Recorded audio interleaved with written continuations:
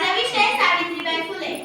3 जानेवारी 1831 रोजी आकाशात एक तारा चमकला, वीज कडाडली आणि सह्याद्रीच्या कुशीत बसलेल्या सातारा जिल्ह्यातील नायगाव येथे लक्ष्मीबाई आणि खंडोजी नेवसे यांच्या पोटी सावित्री जन्मली.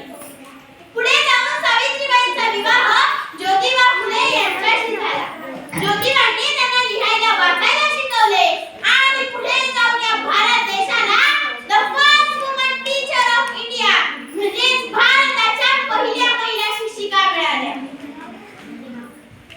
सावित्रीबाईंना शिकण्याचे महत्त्व समजले.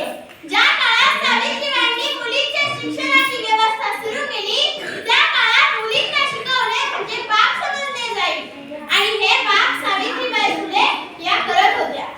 मुलींनी शिकूच नाही म्हणून काही कर्मठ लोकांनी त्याचं परफेक्ट नियोजन करून ठेवलं होतं. कारण त्यांना ठाऊक होतं की आपला नारी जर सपना झाली तर आपला तबला वाजवल्याशिवाय राहणार नाही.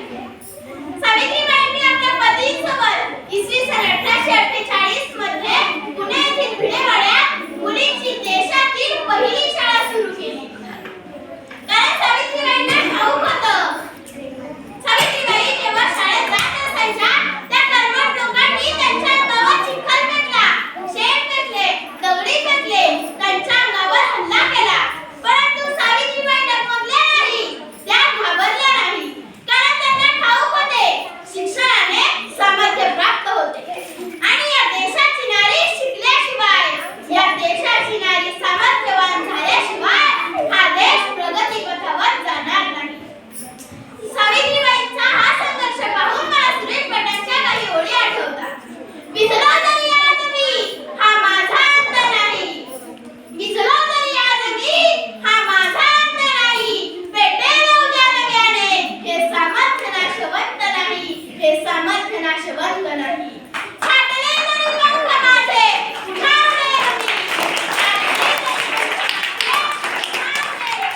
अडवू शकेल मधला अजून अशी भिंत नाही, अडवू शकेल मधला अजून अशी भिंत नाही. कदाचित जर सावित्रीबाई शिकल्या असत्या, कदाचित जर सावित्रीबाई घडल्या नसत्या तर प्रतिभाताईंसारख्या आदर्श राष्ट्रपती मिळाल्या नसत्या. या देशाला इंदिरा गांधींसारख्या प्रभावशाली पंतप्रधान मिळाल्या नसत्या. कदाचित जर सावित्रीबाई घडल्या नसत्या तर ही आदर्श शाळा घडविणाऱ्या माननीय बेलकर मॅडम याही घडल्या नसत्या आणि मला घडविणाऱ्या माझ्या वर्ग शिक्षिका, आदर्श शिक्षिका, गुणवंत शिक्षिका सौ सहाने मॅडम याही घडल्या नसत्या. जाता जाता एवढेच बोले होत्या सावित्रीबाई फुले म्हणून मुलींचे शिक्षण झाले खुले खुले, म्हणून मुलींचे शिक्षण झाले खुले खुले.